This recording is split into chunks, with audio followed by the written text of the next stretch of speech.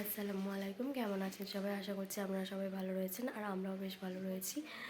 তা বর্ণনা শো চ্যানেলে আপনাদেরকে জানাই অনেক স্বাগত। তো অনেক দিনই পর ভিডিওটা আপলোড করছি, কারণ অনেক কিছু প্রবলেমের কারণে আমি এতদিন ভিডিও আপলোড করিনি। তো এখন চেষ্টা করব কন্টিনিউ করার। তো কন্টিনিউ হবে কি না জানি না, তবুও আমি যথাসাধ্য চেষ্টা করব আমার ভিডিও আপলোড করার। তো আজকে ব্লগটা এখান থেকে স্টার্ট করছি। তো চলুন ভিডিওটা স্টার্ট করি। আয়ান এখন এত বড় হয়ে গিয়েছে, তো ওর এখন পুরোপুরি 8 মাস বয়স হয়ে গিয়েছে, তাই ওকে আমি এখন থেকে পুরোপুরিভাবে সলিড খাওয়াই।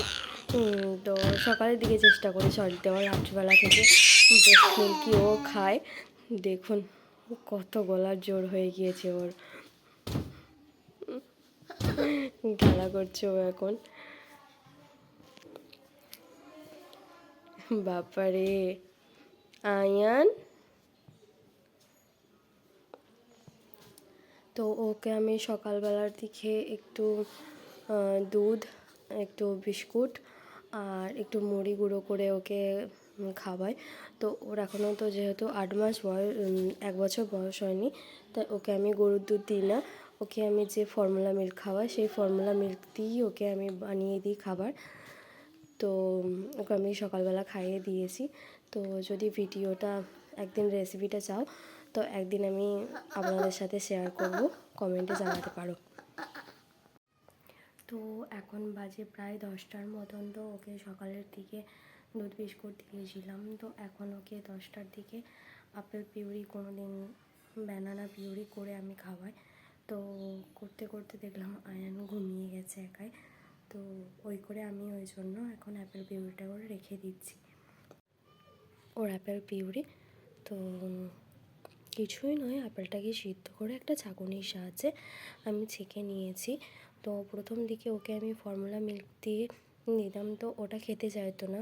ও শুধু অ্যাপেল পিউরিটাই মানে খুব সুন্দর করে খেয়ে নেয়।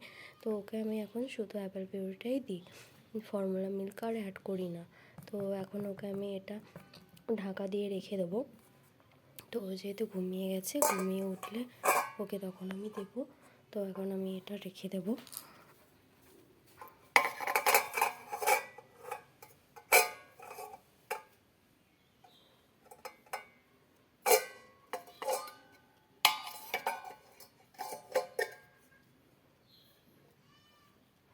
তো চলুন আমি এবার আমার বাকি কাজগুলো সেরে নিই।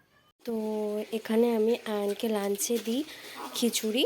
তো এখানে আছে আলু, মুগ ডাল, মসুর ডাল, গোবিন্দভোগ চাল, এক টুকরো গাজর, আর এটাকে আমি কিছুই দিই না, আমি শুধু এখানে প্রেশার কুকারে দিয়ে এটাকে সিটি মেরে নামিয়ে নিই। ঠিক আছে, চলো এটাকে আমি রেডি করে নিই। আয়নের এখনও চান হয়নি, তেল মেখে আয়ন রোদের মধ্যে বসে আছে। তো দেখো চুপটি করে আছে, চুপটি করে। আয়নকে চান করিয়ে রেডি করে তারপর আবার আসছি। আয়ন গোসল করে এবার রেডি হবে। আয়ন এবার রেডি হবে। তুমি রেডি হবে? তো চলুন আয়নকে একটু রেডি করিয়ে নিই। My boy is ready. Ayan ready হয়ে গিয়েছে চান করে।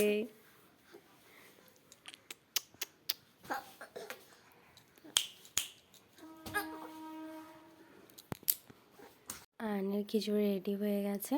তো এই যে আমি এখানে নিয়েছি একটা চামচ, একটা ছাঁকুনি, আর আয়ন যেটাই খায় সেই বাটিটা।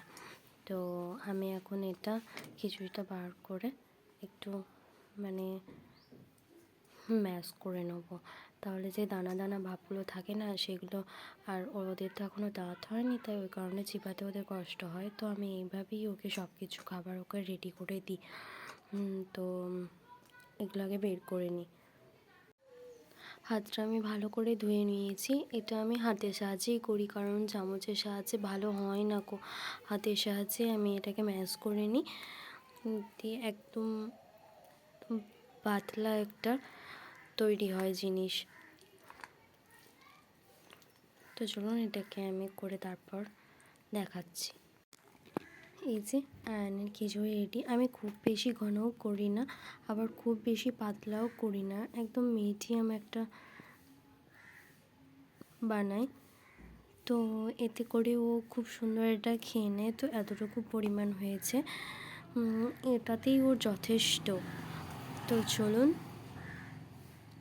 আজকে ব্লগটা এখানেই শেষ করছি। দেখা হবে আবার নতুন একটি ব্লগে। ততক্ষণ সবাই ভালো থেকো।